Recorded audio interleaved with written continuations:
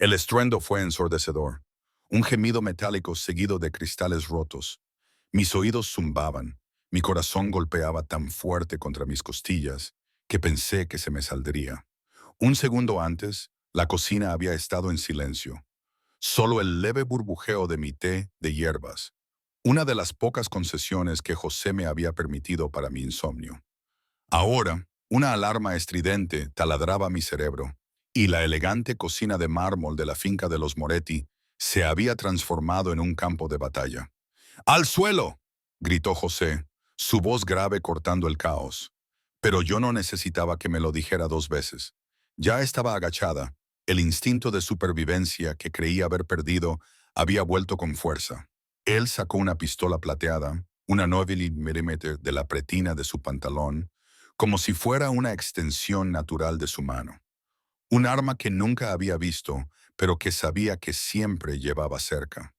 El cristal de la ventana de la cocina estalló justo donde mi cabeza había estado un instante antes. ¡Muévete!, rugió, agarrándome del brazo con una fuerza que me hizo tambalear. Me empujó hacia el pasillo, lejos de la ventana rota. Ve a la habitación de Ana. Cierra la puerta con llave. No le abras a nadie más que a mí. Mi garganta estaba seca, pero las palabras salieron igual, casi un grito desesperado. ¿Y tú? Él no dudó. Sus ojos, normalmente fríos y calculadores, ardían con una furia implacable.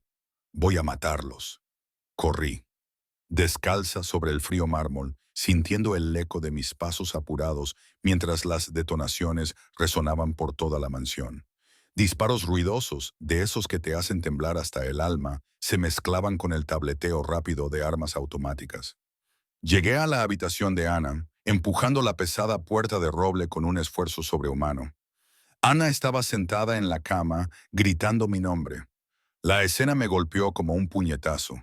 Ella, tan pequeña y vulnerable en esa cama inmensa, mientras el caos explotaba fuera. Tiré del cerrojo, el clic resonó en la habitación y luego arrastré una pesada cómoda de caoba, una antigüedad valiosa, para bloquear la puerta. No importaba que fuera imposible de mover por una persona normal, la adrenalina me hacía sentir invencible. «¡Ana, abajo!», ordené, tirando de ella. La arrastré al baño contiguo, a la bañera de mármol. «¿Qué está pasando, María?», gimió, sus ojos azules grandes y llenos de pánico. «No lo sé, no lo sé», le susurré, cubriéndola con mi propio cuerpo. «Pero estamos seguras aquí. Quédate abajo». Nos quedamos allí, acurrucadas, durante 10 minutos que parecieron una eternidad. El sonido de los disparos se acercaba, luego se alejaba, luego volvía a acercarse. Era una danza macabra de violencia. De repente, silencio. Un silencio denso y sofocante, más aterrador que el ruido. Luego, pasos pesados se acercaron a la puerta. Un golpe. 3 golpes secos. Un patrón que José me había enseñado. «María», su voz grave, apenas audible a través de la madera. Me levanté a trompicones, moví la cómoda con una fuerza que no sabía que tenía y quité el cerrojo. Allí estaba él. Su camisa blanca, inmaculada hacía solo unos minutos, estaba ahora salpicada de rojo, sucia, destrozada. Le sangraba un corte sobre el ojo y respiraba con dificultad, pero estaba vivo. «¿Está a salvo?», preguntó con voz ronca, sus ojos oscuros clavados en Ana. «Está bien», dije. Mis manos temblaban mientras me estiraba para revisar su herida en la cabeza. «Estás herido». José me agarró la mano. Me atrajo hacia él, enterrando su rostro en mi cuello. El olor a pólvora y humo me invadió, junto con su aroma a sándalo que, extrañamente, me resultaba familiar. Por un momento, el rey de Madrid, el temible José Moretti, estaba temblando. «Vinieron a por ella», susurró contra mi piel, su voz áspera, llena de una furia contenida. «No dejaré que vuelva a pasar». Se apartó, mirándome a los ojos con una intensidad aterradora. «Haz tus maletas, María. Nos vamos». «¿A dónde?», pregunté, apenas un hilo de voz. «Al único lugar donde no pueden tocarnos. Y mañana te haré doctora». Un retorno al caos precedente. Es curioso cómo la mente salta, ¿verdad? Un momento estás en medio de una balacera en una mansión de lujo y al siguiente, tu cerebro te arrastra de vuelta a cómo demonios llegaste a ese infierno. Supongo que era una forma de mi mente de intentar encontrarle sentido a todo, de unir los puntos entre la chica de 7 euros en su cuenta bancaria y la mujer que ahora cubría a una Moretti en una bañera mientras las balas volaban. ¿Hace cuánto tiempo fue? No sé, no lo recuerdo con exactitud. ¿Unas semanas? ¿Un mes? Los días se mezclaban. Pero sí sé que no mucho antes de todo esto, mi vida era un continuo de turnos dobles, el hedor a aceite rancio de freidora y el zumbido irritante de un letrero de neón parpadeante. La cafetería de Carlos, en la calle Atocha. Mi universo se reducía a ese mostrador laminado, mi escasa cuenta bancaria y un examen crucial que solo podía, sacarme de la miseria. El MCAT, el examen de acceso a medicina. Había sacrificado todo por esa oportunidad. Mis 4 años de universidad comunitaria, los turnos interminables para pagar el alquiler a un casero que parecía sacado de una novela de Dickens, el sueño de una vida sin ese olor a grasa pegado a la ropa. No había dormido en más de 24 horas. Mi cerebro era una masa esponjosa de agotamiento. Mis ojos escocían. Carlos, mi jefe, era un tipo gruñón que siempre parecía cabreado. Cabeza hueca, ladró esa noche, golpeando un trapo grasiento sobre la encimera. La mesa 4 necesita café. Y deja de mirar el reloj, no te pago por soñar. Lo siento, Carlos, murmuré, mis manos temblando ligeramente mientras servía el café. Solo un turno más, pensé. Solo un turno y luego el examen, y tal vez, solo tal vez, una vida donde no oliera a fritura y desesperación. Salí a las 4 de la mañana. La lluvia en Madrid esa noche era brutal, una cortina diagonal y helada que me caló hasta los huesos al instante a través de mi fina cazadora. No podía permitirme un taxi y el metro estaba retrasado. Tenía que caminar 6 manzanas hasta la parada del autobús. Apreté mi mochila contra el pecho. Dentro estaban mi identificación, mi pase de admisión al examen y las tarjetas que había memorizado hasta que las palabras se volvían borrosas. Tomé el atajo por el callejón detrás de la antigua fábrica de tabacos. Era un barrio malo, de esos donde las farolas estaban rotas y las sombras se movían solas. No era un lugar seguro. Mantuve la cabeza baja, caminando rápido. Entonces lo escuché. Un gemido. Suave, apenas audible por encima de la lluvia, pero inconfundible. Me detuve en seco. Mi instinto de supervivencia me gritaba que siguiera caminando.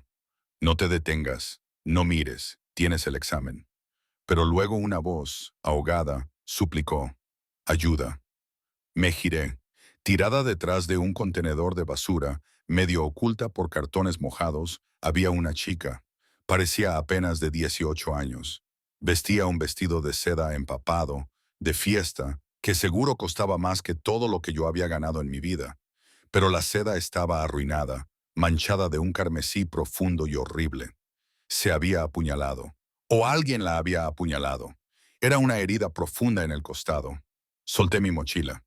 El examen desapareció de mi mente. La enfermera que llevaba dentro tomó el control. Me deslicé de rodillas en el barro. Estoy aquí, te tengo. ¿Qué pasó? La chica estaba pálida, sus labios se volvían azules. Se agarraba el costado, la sangre latía. Había tocado una arteria. Sin polis, jadeó, sus ojos rodando hacia atrás. No llames a la policía, me matará. ¿Quién? Pregunté, rasgándome la bufanda. Mi hermano, susurró. Por favor, solo llama a Miguel. La mano de la chica se aflojó, dejando caer un iPhone destrozado sobre el hormigón. Lo ignoré. Quédate conmigo, le supliqué. Puse la bufanda sobre la herida, apoyando todo mi peso para detener el flujo. Necesitaba llamar al 112. Estaba entrando en shock. No, la chica se incorporó con una fuerza sorprendente, agarrándome la muñeca. Sus ojos estaban aterrorizados. Nada de hospitales, nada de policía, solo sálvame. Miré la hora en mi reloj barato. 4:25 de la mañana. Si me quedaba aquí, si me metía en este lío, perdería el autobús. Si perdía el autobús, perdería el registro. Miré el rostro de la chica, joven, aterrorizada y muriendo. «Está bien», susurré, las lágrimas mezclándose con la lluvia en mi rostro. «Está bien, sin policía». Por unos 40 minutos interminables trabajé. Mis manos dolían, mis brazos ardían por la presión constante. Usé los pocos suministros de primeros auxilios que llevaba en mi mochila, unas gasas que había tomado prestadas de la cafetería, una pequeña botella de antiséptico. Mantuve la presión sobre la herida hasta que mis brazos quemaron. Elevé sus piernas sobre una caja para mantener el flujo de sangre a su corazón. Le hablé, la mantuve despierta. «Me llamo María. ¿Cómo te llamas?» «Ana», susurró la chica. «Vale, Ana, tienes que mantenerte despierta por mí. Cuéntame tu lugar favorito». «Portofino», balbuceó Ana. «El agua es tan azul». La interrupción y la realidad absurda. Aquí tengo que hacer una pequeña pausa, porque, sinceramente, si lo pienso bien, todo esto era completamente absurdo, ¿no os parece? Una chica cualquiera, casi sin un céntimo, arriesgando su futuro por una completa extraña en un callejón oscuro. Y luego, que esa extraña resultara ser de la familia Moretti. Los Moretti. En mi barrio, habríamos dicho que estaba de manicomio. Es como si el destino hubiera decidido que mi vida, que ya era un drama de por sí, necesitaba un giro completamente demente, sacado de una película de gangsters. A veces pienso que la realidad supera la ficción, y en este caso, vaya si la superó. ¿Habría actuado diferente si hubiera sabido quién era? No lo sé. Quizás sí, quizás no. La verdad es que en ese momento solo había una persona herida y yo una promesa de enfermera. Pero sí, la situación era irreal. Y ahora, de vuelta a la historia que se complica aún más. A las 5:15 de la mañana, la hemorragia se ralentizó. Yo estaba cubierta de sangre, tiritando, con la adrenalina desplomándose. De repente, los neumáticos chirriaron en la boca del callejón. Las luces altas me cegaron. Dos Cadillac Escalades negros irrumpieron en el estrecho espacio, encerrándonos. Me arrastré hacia atrás, protegiendo a Ana con mi cuerpo. «¡Atrás!», grité, sin saber a quién. 4 hombres saltaron de los coches. Eran enormes, vestidos con trajes oscuros que no encajaban en el barrio. Llevaban auriculares y bultos bajo las chaquetas que, sin duda, eran armas. «¡Ana!», gritó uno de ellos. «¡Está viva!», grité, mi voz quebrándose. «Detuve la hemorragia, pero necesita un cirujano ahora mismo». Los hombres no me miraron. Se abalanzaron sobre Ana. Uno de ellos, un hombre con una cicatriz que le cruzaba la ceja, la levantó como si no pesara nada. «¡Aseguren el perímetro!», ladró el hombre de la cicatriz. Me miró por una fracción de segundo. Fue una mirada fría y muerta. «¡Vámonos!». «Esperen», me puse de pie. Mis piernas temblaban. «Ella lo necesita». No esperaron. Arrojaron a Ana en la parte trasera del primer SUV. Las puertas se cerraron de golpe. Los neumáticos patinaron sobre el asfalto mojado, rociándome de barro. En 10 segundos se habían ido. Me quedé sola en el callejón oscuro. Mis manos estaban manchadas de rojo. Mi bufanda había desaparecido. Mi ropa estaba arruinada. Miré mi reloj. 5:30 de la mañana. Estaba a 16 kilómetros del centro de exámenes. Tenía sangre en la camisa. Temblaba tanto que no podía mantenerme en pie. Había salvado a la chica, pero a medida que la realidad se asentaba, caí de rodillas y grité. Había perdido el examen, todo había terminado. Las siguientes 24 horas fueron un borrón de miseria, tan pesado que parecía irreal. No fui al centro de exámenes. No tenía sentido. En cambio, volví a casa, me restregué la piel hasta dejarla en carne viva y me senté al borde del colchón en mi pequeño estudio del sur de Madrid. Las consecuencias fueron inmediatas. A las 10 de la mañana, Carlos llamó. «No apareciste para el turno de desayuno, María. No te molestes en venir, estás despedida». A las 2 de la tarde, mi casero pegó un aviso de desalojo en mi puerta.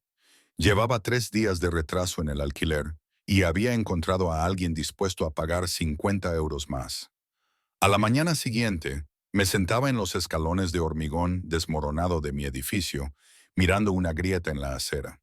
Llevaba mis últimos vaqueros limpios y una sudadera gris. Había empaquetado mi vida en 2 cajas de cartón que estaban a mi lado. No tenía a dónde ir.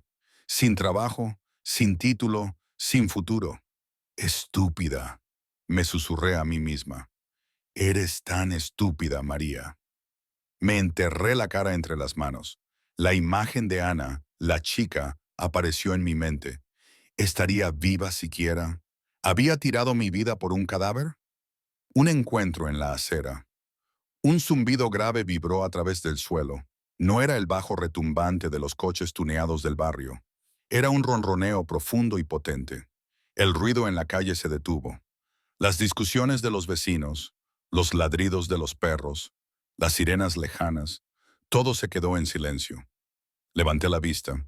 Girando la esquina de una calle llena de baches, apareció un coche que no encajaba.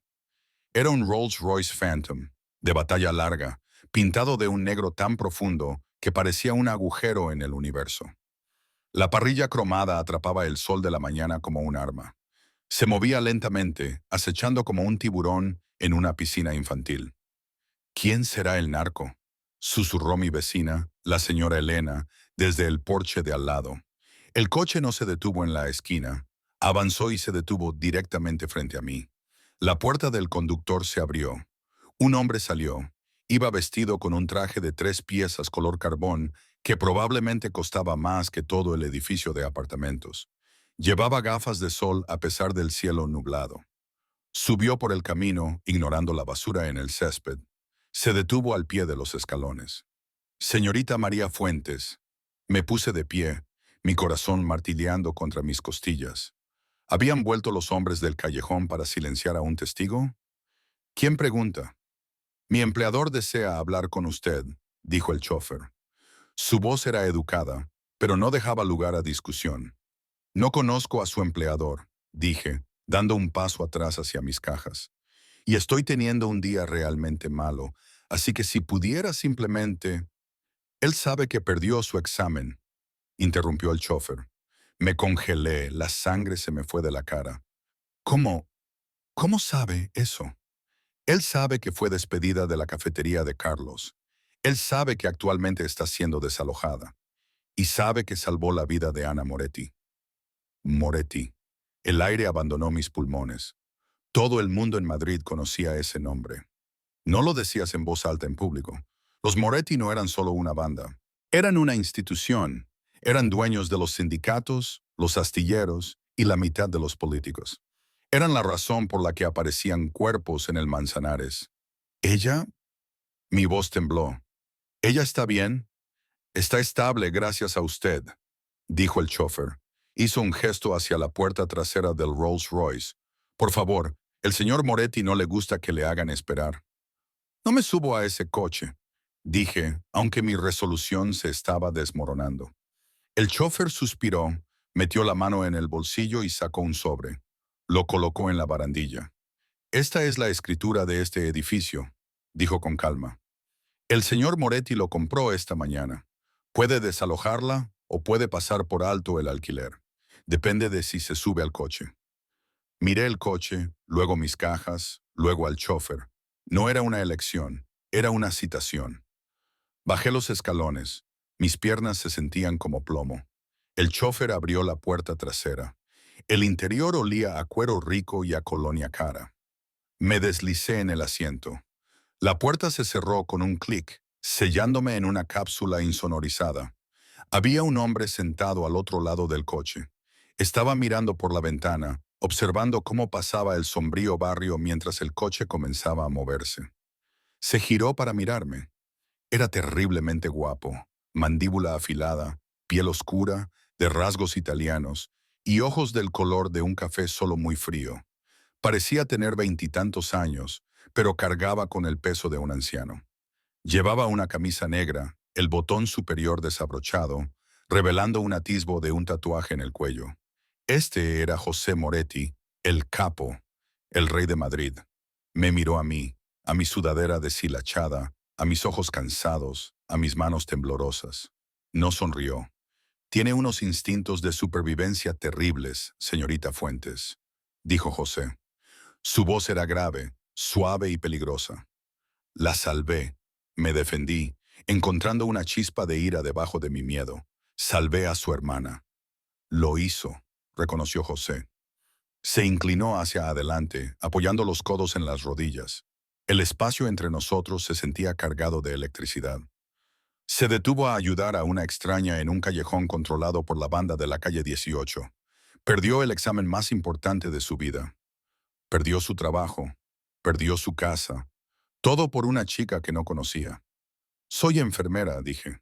Bueno, casi, es lo que hago. Fue una locura, dijo José. Pero también fue raro. Metió la mano en el bolsillo del asiento y sacó un archivo. Lo arrojó sobre el asiento de cuero entre nosotros. ¿Qué es esto?, pregunté. Ábralo. Abrí la carpeta. Era un recibo de transferencia bancaria. La cantidad me mareó. 500,000 euros.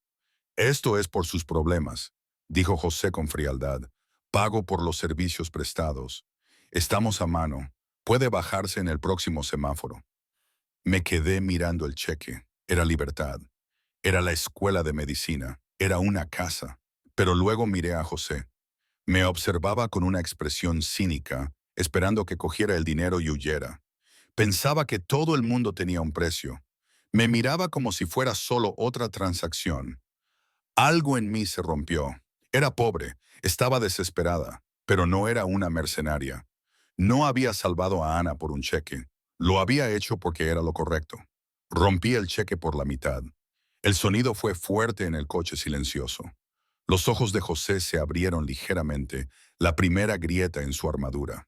No lo hice por su dinero manchado de sangre, le dije, arrojándole los trozos rotos. Y no quiero nada de un criminal. Detenga el coche. José ordenó. ¡Alto! El chofer pisó los frenos. Estábamos en medio de un puente. El horizonte de Madrid se alzaba ante nosotros. José miró el cheque roto, luego me miró a mí. El cinismo en sus ojos fue reemplazado por otra cosa. Curiosidad y quizás un desafío. No tiene nada, dijo José. Le ofrezco 500,000 y lo rompe. ¿Por qué? Porque mi dignidad vale más que su culpa, le espeté. Alcancé la manija de la puerta. Andando desde aquí. Espere. La mano de José se estiró, atrapando mi muñeca. Su agarre era firme, cálido contra mi piel. Mi hermana, dijo José, su voz bajando una octava. No deja que los médicos se acerquen a ella. Está histérica. Pregunta por la chica del callejón. Por María. Me detuve. Recordé los ojos aterrorizados de Ana. Necesito una enfermera privada, continuó José. Alguien en quien confíe. Alguien que no esté en mi nómina. Bueno, aún no. Me acercó más. Podía oler el sándalo y la pólvora en él. Venga a la finca. Cuide de Ana hasta que se recupere. A cambio, no le daré dinero. ¿Entonces qué?, pregunté, mi aliento entrecortado. Los ojos oscuros de José se fijaron en los míos. La convertiré en la mujer más poderosa de esta ciudad. La meteré en cualquier facultad de medicina que quiera. Destruiré a cualquiera que alguna vez la haya faltado al respeto, pero tiene que pertenecerme. Vivirá en mi casa. Seguirá mis reglas. Se inclinó, sus labios a centímetros de mi oído. Así que, María Fuentes, ¿quiere volver a su vida vacía o quiere ver cómo vive la otra mitad? Las puertas de la finca de los Moretti en La Moraleja no se abrieron sin más. Se separaron como la entrada a una fortaleza. El Rolls Royce crujió sobre un camino de grava bordeado de robles centenarios que parecían susurrarse secretos unos a otros. Yo miraba por la ventana. Llevaba una sudadera manchada de café viejo y desesperación. Sin embargo, me llevaban hacia una mansión de piedra caliza que parecía un palacio europeo. Regla número 1, dijo José, rompiendo el silencio que se había extendido desde los límites de la ciudad. No me miraba, estaba revisando mensajes en un teléfono cifrado. No verá nada, no oirá nada, a menos que concierna la salud de Ana, usted es sorda y ciega. ¿Y la regla número 2? Pregunté, mi voz firme a pesar de mi pulso acelerado. José se volvió hacia mí. La mirada en sus ojos era pesada, posesiva. No abandona estos terrenos. No hasta que yo lo diga. La gente que hirió a Ana buscan cabos sueltos. Usted es un cabo suelto, María. El coche se detuvo. Un equipo de guardias de seguridad, hombres con posturas militares y auriculares, rodearon el vehículo. Me condujeron al interior. El vestíbulo era una caverna de mármol y pan de oro. Una lámpara de araña de cristal del tamaño de un coche pequeño colgaba del techo. Pero la belleza era fría. La casa se sentía como un museo o un mausoleo. La perspectiva de Ana. Ana me lo contó más tarde, cuando ya estaba un poco más recuperada y la habíamos sacado del hospital, trayéndola de vuelta a la mansión. Ella había estado aterrada, solo eso. No tanto por la herida, que sí, dolía muchísimo, sino por lo que su hermano haría si se enteraba. Pero cuando yo entré en la habitación por primera vez, me dijo, para ella fue como si entrara la luz. Recuerdo que estaba muy pálida, acurrucada entre almohadas de seda, rodeada de monitores que pitaban rítmicamente. Cuando me vio, sus ojos se iluminaron con un alivio que me rompió el alma.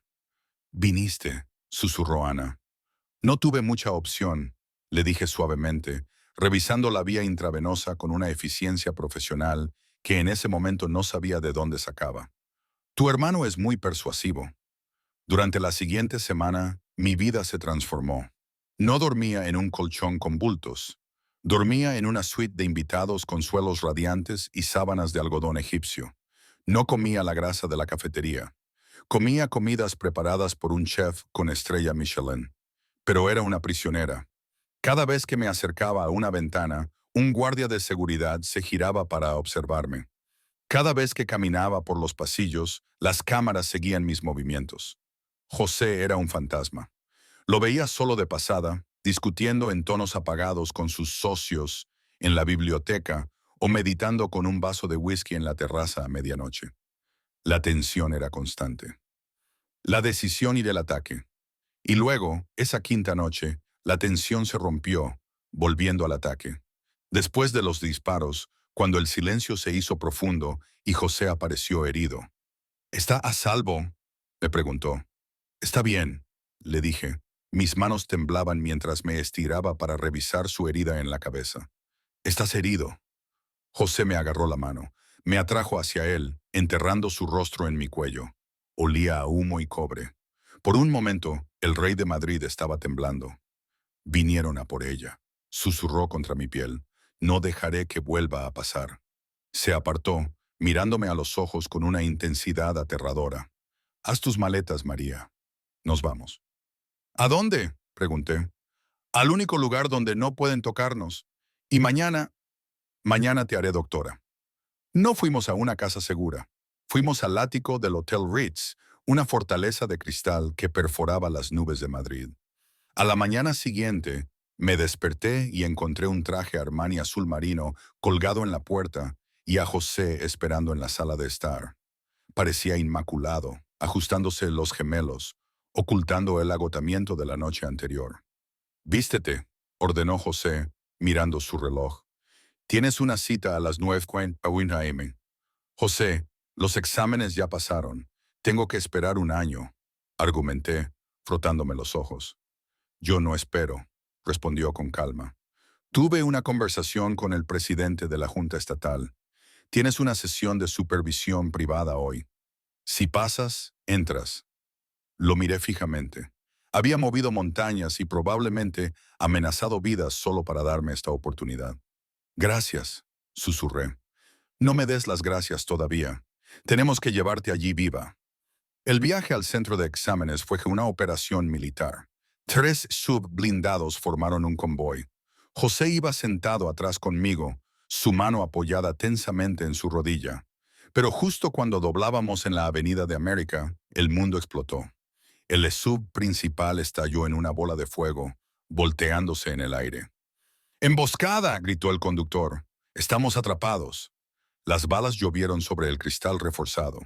José no dudó. Abrió la puerta de una patada, protegiéndome con su cuerpo. «El centro está a 3 manzanas. Corremos». Corrimos hacia el caos del tráfico del centro. José era una máquina, disparando su pistola con una precisión aterradora para cubrir nuestra huida. Pero al doblar la esquina, un pistolero se asomó desde una furgoneta que pasaba. José me empujó detrás de una jardinera de hormigón justo cuando sonó un disparo. Él se echó hacia atrás, agarrándose el hombro. La sangre se filtró por sus dedos al instante. ¡José!, grité, cayendo de rodillas a su lado. ¡Vete!, rugió. Su rostro se volvía gris. «Perderás la prueba. ¡Al diablo con la prueba!». Me arranqué la bufanda de seda, envolviéndola firmemente alrededor de su brazo para hacer un torniquete improvisado. «No te voy a dejar desangrarte en la acera». Las sirenas aullaban en la distancia. José me miró, sus ojos oscuros llenos de una mezcla de dolor y asombro. Había elegido quedarme. Lo había elegido a él por encima de mi sueño. «Estoy bien», espetó, agarrando mi mano con su brazo bueno. «La policía viene. Mis hombres vienen. Pero ese examen empieza en 4 minutos. Si te quedas, todo lo que hice fue en vano. Corre, María, corre». Me empujó. Lo miré por última vez, las lágrimas empañaban mi visión. Luego me giré y eché a correr. Corrí descalza, mi traje caro manchado con la sangre del rey de Madrid. Irrumpí en el centro de exámenes a las 8:59 am.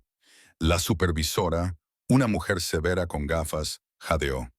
«Señorita Fuentes, usted está cubierta de sangre». Me enderecé la chaqueta, limpié una mancha roja de mi mejilla y me mantuve erguida. El temblor en mis manos se detuvo. «Estoy aquí para mi examen», dije, mi voz de acero. ¿Comenzamos? 6 meses después y una reflexión final. El auditorio de la Universidad Complutense de Madrid vibraba de emoción. Era la ceremonia de la bata blanca. Caminé por el escenario, aceptando mi insignia. Escudriñé a la audiencia, con el corazón encogido. No había visto a José desde aquel día en la acera. Asumí que había seguido adelante, o peor aún, que había sufrido algún destino de los que a menudo acompañaban a la gente de su mundo. Pero entonces lo vi. De pie en las sombras del fondo, apoyado en una columna, estaba José. Llevaba un largo abrigo negro. Me miró a los ojos y asintió, un reconocimiento lento y respetuoso. Sonreí tocando el estetoscopio alrededor de mi cuello. Después de la ceremonia, lo encontré esperando en la acera, el Rolls Royce negro, ese coche fantasma, con el motor encendido detrás de él. «Doctora Fuentes», dijo, su voz baja y suave. «Estudiante de medicina», corregí, acercándome a él. «Usted se curó». «Tuve una buena enfermera», sonrió, abriendo la puerta del coche. «¿Cena? Alquilé todo el restaurante». «Tengo que estudiar, José. Examen de anatomía el lunes». José se acercó, invadiendo mi espacio, haciendo que el resto del mundo desapareciera. «Estudia después. Esta noche celebras. Esta noche me perteneces». Miré al hombre que había destruido mi vida y luego había construido una más grande y brillante de las cenizas. Me deslicé en el coche. «Está bien», dije, «pero tú sujetas las tarjetas de estudio». Mientras el Rolls Royce se alejaba en la noche, sabía que mi vida nunca sería segura. Pero al mirar a José, sabía que sería extraordinaria. De una camarera con 7 euros a una estudiante de medicina saliendo con el rey de Madrid. Mi vida había cambiado en un instante. ¿Fue la decisión correcta? ¿Habría llegado a esto de otra manera? No lo sé. Hay días en que me siento atrapada. Y otros en los que siento que tengo más libertad de la que nunca soñé. Él puede ser un hombre peligroso, sí, pero también es el hombre que cumplió su palabra. ¿Y yo? Yo solo sé que por primera vez estoy viviendo. Y eso, supongo, es más de lo que la mayoría de la gente puede decir. Es complicado. Pero es mi vida, ¿no? Y en este momento eso es suficiente.